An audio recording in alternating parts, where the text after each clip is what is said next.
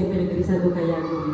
Apa hasil dari saya mengikuti kegiatan bimbingan teknis di Palembang kemarin, yaitu kegiatan di mana ini program pemerintah, yaitu menumbuhkan lebih bagaimana kita membantu para siswa untuk membangun karakter-karakter hebat yang dimana kalau melihat dari di sini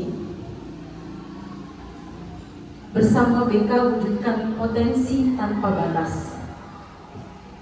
Baik, bersama BK mewujudkan potensi tanpa batas dengan bantuan-bantuan para guru mata pelajaran yang ada di SMP Negeri 1 Kayangan. Kita langsung saja untuk memahami bagaimana potensi yang ada di dalam diri mereka. Membantu siswa mengerti, memahami bakat, minat, bahkan pola emosi. Bagaimana siswa-siswa SMP Negeri 1 Kayangan, kalau dilihat dari berbagai kasus di SMP Negeri 1 Kayangan itu sangat dominan lebih ke siswa-siswa yang emosional. Yang bagaimana Bapak Ibu mungkin dari wali kelas juga sudah mungkin melihat bisa berdisiplin ketat terhadap peraturan-peraturan SMP Negeri 1 Kayangan. Kemudian kita lanjut, jalin koneksi yang bagaimana bisa berkolaborasi, bisa bekerja sama dengan para guru-guru mata pelajaran, baik itu guru BK dan yang lainnya. Kemudian membangun kolaborasi, yaitu bagaimana cara siswa-siswa bisa saling berinteraksi sesama mereka, kemudian dengan cara berinteraksi dengan guru-guru bagaimana sehingga tumbuh di lingkungan sehat bersama guru yang hebat, penuh cinta dan bersahabat, mendidik dengan tulus, gunakan 7 jurus, kenali potensi, kelola emosi, tumbuhkan resiliensi, jaga konsistensi dan jalin koneksi, membangun kolaborasi dan menangkap situasi. Lebih semangat lagi Bapak Ibu. Boleh Ibu sih maju dulu Bapak Ibu. Sekali lagi ya. Sekolah aman dan nyaman dan juga menggembirakan, tempat bertumbuh harapan, bersama ayo kita wujudkan, mendidik dengan tulus, Gunakan apa? gunakan 7 jurus, kenali potensi, kelola emosi, tumbuhkan resiliensi, jaga konsistensi dan jalin koneksi, membangun kolaborasi dan menata situasi. 7 jurus BK hebat, bersama murid melangkah cepat. 7 jurus BK hebat, 7 jurus yang akan ku ingat. Oke, terima kasih. Bapak Ibu guru berangkat ke sekolah mengendarai sepeda motor. Bahan ajar yang sudah disiapkan rapi digantungkan di motor, namun beberapa meter sebelum sampai ke sekolah, motor mendadak mogok karena kehabisan bensin. Dengan susah payah, Bapak Ibu guru mendorong motor hingga sampai ke sekolah. Sampailah Bapak Ibu di kelas, boleh langsung dengan reaksi Bapak Ibu ya. Hampir semua murid datang tepat waktu. Namun belum sempat suasana stabil, Andi masuk terlambat. Ia hanya menunduk sambil berkata, "Maaf Pak, Bu, saya telat." Pelajaran pun dimulai. Namun saat akan menggunakan bahan ajar yang sudah disiapkan pagi tadi, Bapak Ibu guru tersadar bahwa bahan tersebut tidak ada. Dicari ke sana kemari, tapi tetap tidak ditemukan.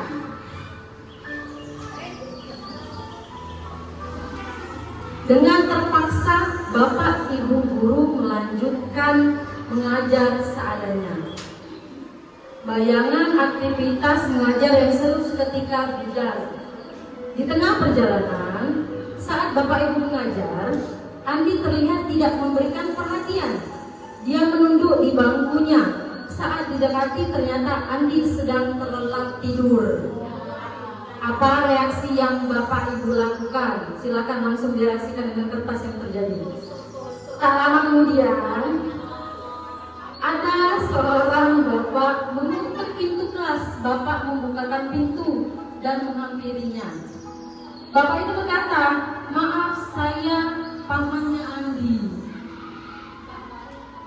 Sebetulnya Andi sudah 3 hari di rumah sakit karena menunggu ayahnya yang sedang sakit. Meski kurang tidur, tapi Andi maksa selalu ingin ke sekolah karena tidak mau ketinggalan pelajaran. Sekarang saya izin mau jemput Andi karena ayahnya masuk ICU. Paman Andi juga mengeluarkan sebuah bungkusan dari tasnya. "Oh iya Pak, Bu, tadi di jalan saya menemukan bungkusan ini. Saya tadi cek isinya buku dan ada nama sekolah ini. Jadi saya bawa, siapa tahu ibu guru bisa mengembalikan kepada pemiliknya." Bu guru melihatnya dan ternyata itu adalah bahan ajar yang kita perlukan tadi, ditemukan oleh Paman Andi. Bapak Ibu kembali ke kelas dengan bahan ajar di tangan dan Bapak Ibu guru melanjutkan pelajaran dengan semangat menggunakan bahan yang telah disiapkan. Pelajaran pun berjalan dengan penuh kegembiraan. Bagaimana kondisi kertas yang Bapak Ibu pegang sekarang? Ibu Yuli sudah ada.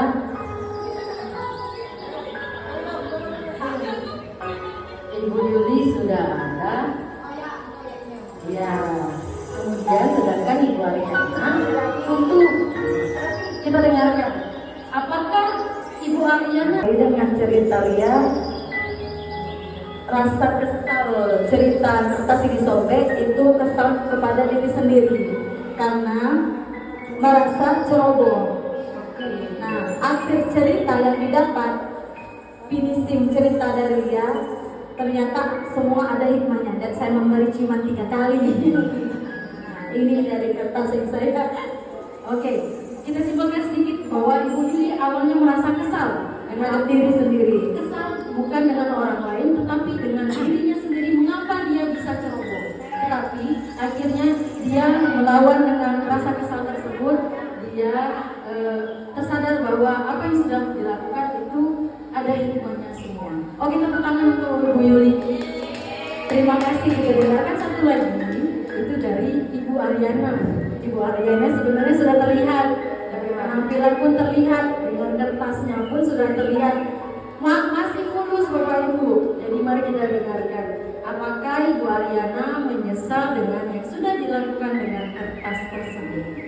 Bapak Ibu sekalian, kertas yang saya pegang masih mulus karena ini saya mengibaratkan sebagai anak ya. Ya, masih mulus. Dan saya tidak menyesal sama sekali karena saya memiliki alasan bahwasanya meninggalkan siswa itu pada dasarnya memiliki alasan masing-masing yang wajib, ini wajib ya, kita dengarkan terlebih dahulu. Jadi kita tidak bisa memvonis sesuatu berdasarkan dari yang kita lihat. Terkadang apa yang kita lihat belum tentu itu sesuai dengan kenyataan. Jadi perlu kita tanya terlebih dahulu apa alasannya, kecuali kalau tidurnya ini sudah setiap hari. Jadi itu bukan lagi menjadi itu sudah kebiasaan berarti ya. Bapak Ibu itu tadi mengapa saya memilih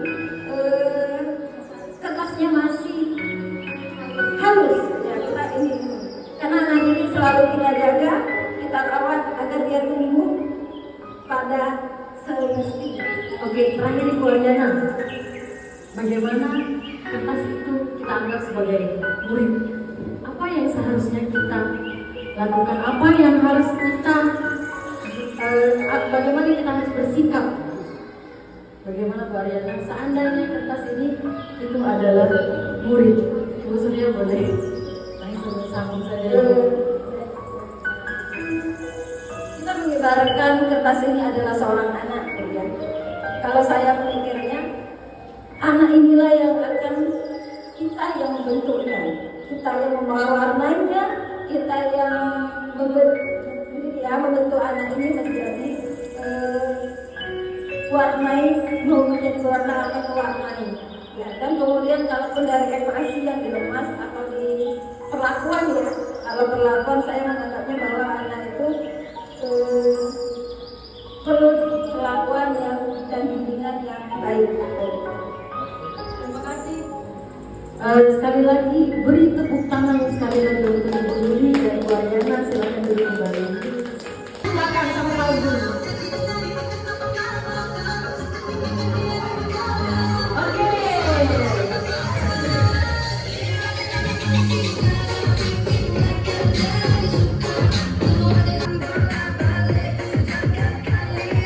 Lanjut, maju Ibu Yuli boleh. Kali ini.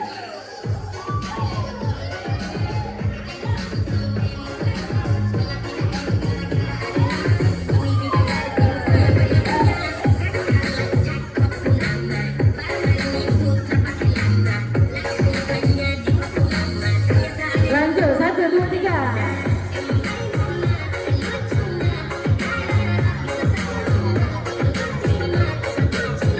Putar Ibu.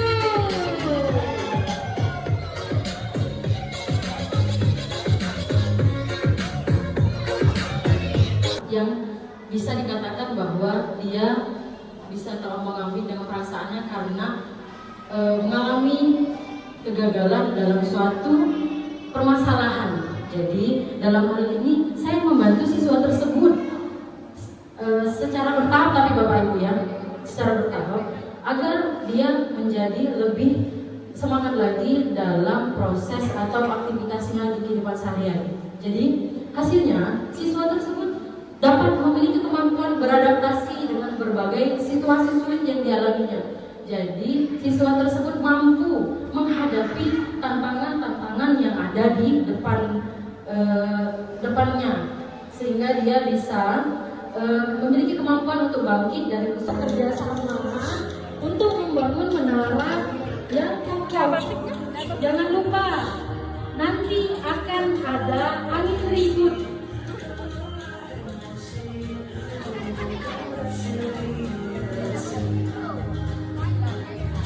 Sekreasi mungkin terserah kertasnya diapakan. Kan ya itu Mbak. Di bawah sekali. Jangan lupa menara yang kokoh.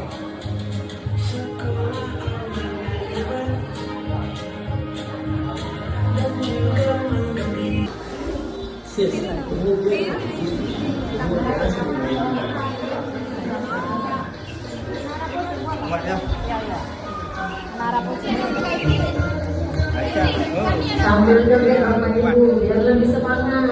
Bu Yuli jangan fokus